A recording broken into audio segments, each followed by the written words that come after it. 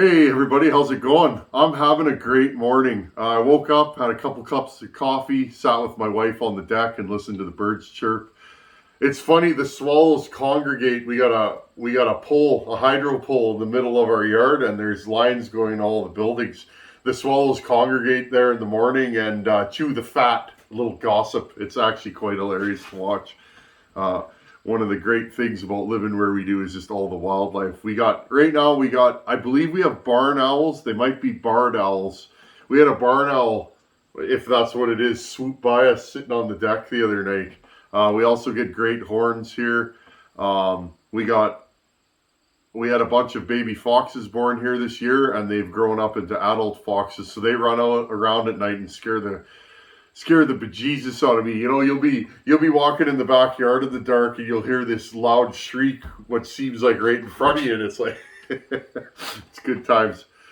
I'm so glad I made that bottom end video. I've done many bottom ends on this channel, but you guys seem to enjoy them. So bottom ends can be, for a new builder, bottom ends can be something that you avoid like the plague, or that make you super nervous, you're not sure. That's how I do them. It takes me about that long. Make sure the cases are hot and don't struggle.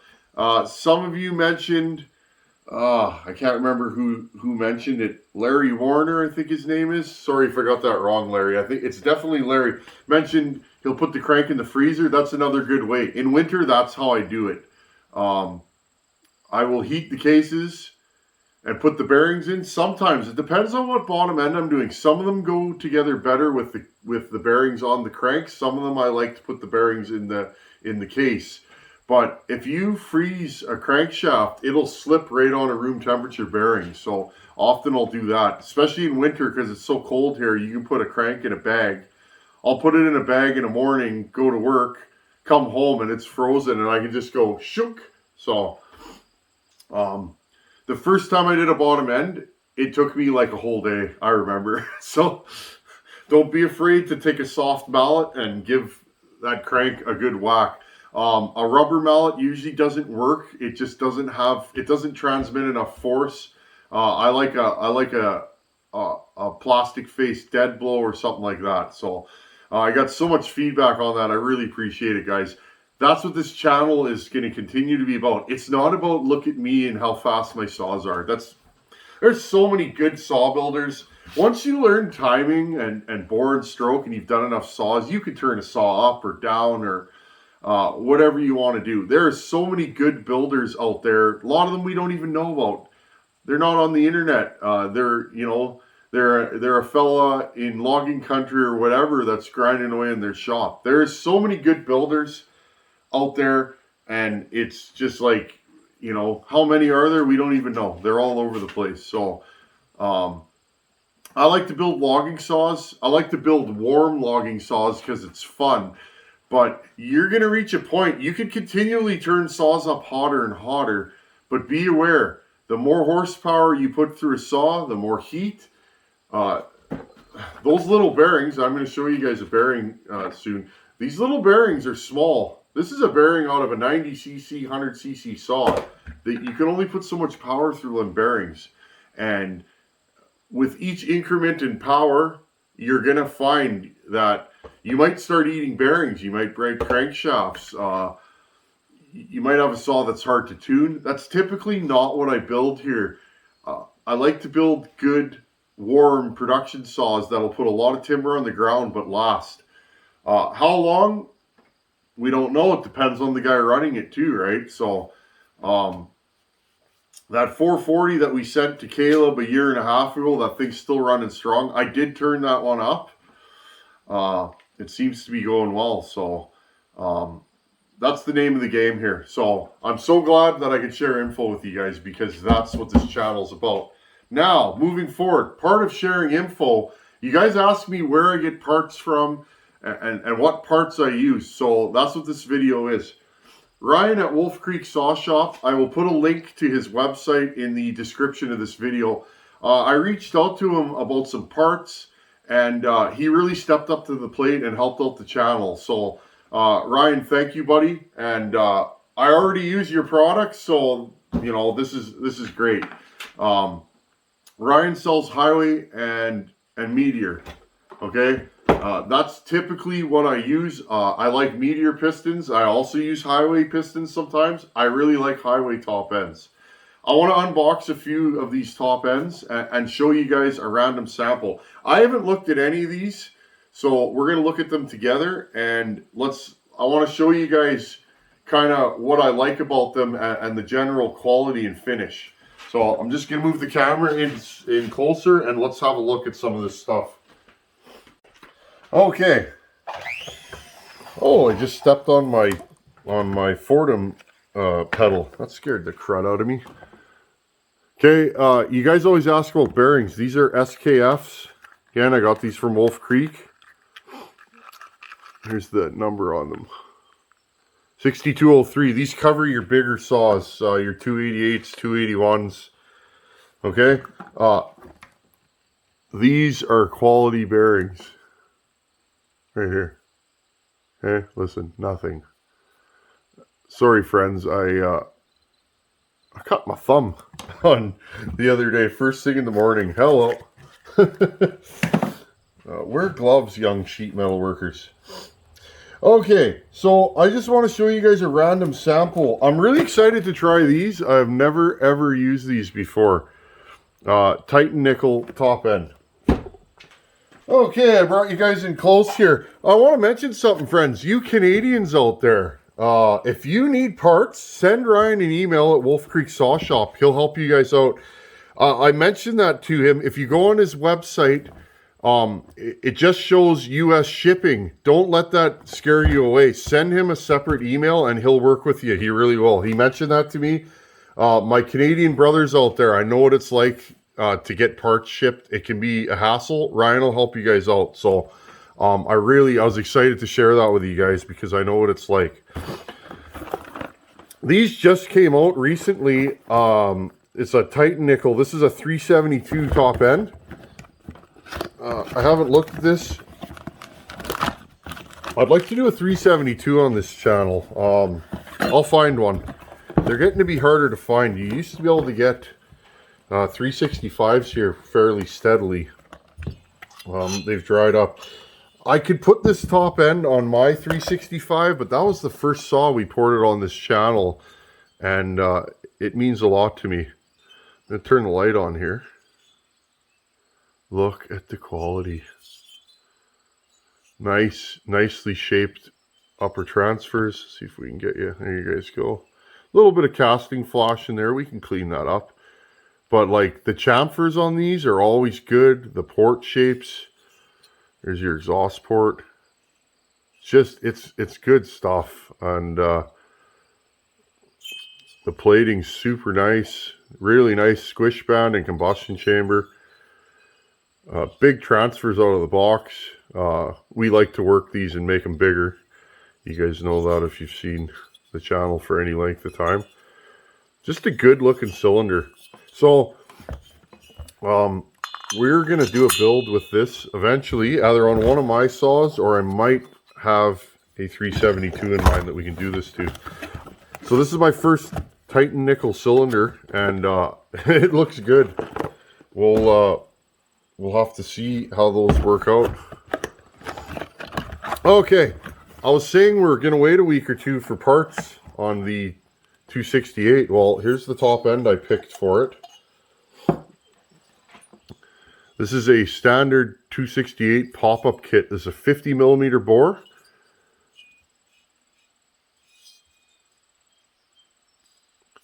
Again, nicely shaped. The lower transfers are very wide. I like that. Upper transfers are long and skinny, nicely shaped. They hit just over top of the intake. Don't know what the timing numbers are going to be on this. Probably 20 degrees of blowdown. We're going to put a timing wheel on this cylinder. That 268, friends, we're going to do that one together. Let's discuss timing numbers. Now I put a pop-up on this. I'm going to discuss when and where to use a pop-up in a future video, like for sure. We need to do that. Okay. Again, these Hyway pistons are quality. Nice, big windows in the piston. I've never had a problem with these. For the money, folks, you really, you can't beat this. You just can't. So, some of these old saws, I mean, you could spend more rebuilding them than they're worth. So, and I mean, whatever. That's not always if it's your dad's saw or whatever. So there you go. There's, just so you guys know the part number. If you want to order from Ryan, there it is. Let's have a look at this one. This is, we're going to do that concrete saw on the channel. You guys are actually interested. I've never been inside a concrete saw. So we need that chop saw. I have a project for it. And I really need one. Why rent one when I can just rebuild one? So that's the deal there. Interesting. So this is a stratified saw. It's got the extra air ports. Here's your intake. Those are your straddle ports. Those are your transfer ports. Big wraparound transfers. Again, I guess the idea behind this is they're heated by the exhaust port. 576, 575, 461s have this. Although 461s do not have the extra set of ports. That's actually why I like them. Big piston. That's a heavy piston. That's one thing about the straddle saws, folks, is the pistons can be really heavy. And that can affect performance. That's why guys usually put the 372 old style top end on new style X-Torque saws. Okay, I want to show you guys something. I've always wanted to do this on video because I use both. We got Hyway. This is a 288 54mm top end, and this is a 288 54mm top end from Meteor. Okay, I got a spare 181 here that Mr. TK sent us. How's it going, buddy? I need to text him. He's a good fella. Another one of my Canadian brethren. Okay, so on the right will be the Hyway, on the left will be the Meteor. This is important stuff, guys. Often you guys ask me, why do you pick what you pick? So let's go over it. This is a perfect example. So we got Meteor and we got Hyway. Okay, I use both. Sometimes I use Meteor cylinders, sometimes I use Hyway cylinders, sometimes I use Meteor pistons, sometimes I use Hyway. The question is why? Well, now first off, this is funny. The quality. Look at these two cylinders. Now, this cylinder, this is the Hyway. I can't even tell them apart. They're stamped. Meteor, Hyway. The exhaust ports are almost identical. This one is wider and it's not as tall. This one is narrower and taller. Okay, this cylinder might give a little more RPM stock. This one might make a little more torque, right? Depends if you like a high narrow exhaust roof or you like a low wide exhaust roof. That's up to you. One thing I never do is argue porting styles. If the saw cuts wood and you're happy with it, that's all that matters to me. Nice squish band, smaller combustion chamber. Also nice squish band, larger combustion chamber. You guys see that? There are differences that you might not pick up as a new builder. This is the Meteor, this is the Hyway. Let's look at our transfer ports. I've always wanted to do this. Now the transfer ports in these 288 cylinders are typically small, and that is one of the reasons why I think 288s don't run that good. They need bigger, lower transfers. We're gonna delve into that pretty soon in a project. Okay, they are pretty much identical, and they are both small, but they are nicely shaped. And I'm going to say the upper transfers are nicer shaped in the Meteor than the Hyway. This one cylinder's got a little bit of a bump in it. No big deal though. We can clean that up. Intakes. Hyway. Meteor. Okay, all in all, friends, we are splitting hairs. These are both quality cylinders. I would use either one of these. How they time, I don't know. I think I'm going to try and time both of these. Okay. Now, here's the biggest difference. The pistons. This is the Hyway piston. This is the Meteor piston. They are of a different design. Okay. This piston almost looks more like a 461 piston. It's got the little wings that wrap around. This Hyway piston is going to have more support, if that makes sense. Okay. But it has more support and it has bigger windows. More air, right? Okay. The Hyway piston, or the Meteor piston, it's beefier. The webs are a little bit heavier duty. It's got smaller windows. It's not as supported, but it's of a little bit more robust design, okay? Notice it's flat in here. This one has the stiffening ribs, okay? Depending on what you want, you may want a more robust piston or you may want a lighter piston that flows more air, okay? It's all in what you want to build. Look at the sides here. Okay, if you line up the ring grooves, notice the Meteor's got more meat there. You guys see that? Okay, right here. I like both of these pistons. It just depends on what you're doing. Okay, and there's a better shot. Hyway, Meteor. The biggest difference is, okay, the windows. Which one will last longer? I would probably roll the dice on the Meteor. Again, the longevity, it's who's running the saw more than often than not. How you sharpen your chain. Okay, and again, look at the skirt. A little bit less support here, a little bit more support there. It all depends on what you want to do. The Meteor looks like it might have a slightly shorter or slightly longer skirt also. It's also thicker. A little bit more meat here. Again, guys, we're splitting hairs. These are both quality. I use both and I like both, but I wanted to show you guys the difference. The difference in the top ends, because often if you're just starting out, you go, well, what is the difference? Quality. I think these are both quality top ends, so I wouldn't run one over the other. I might give a slight nod to Meteor.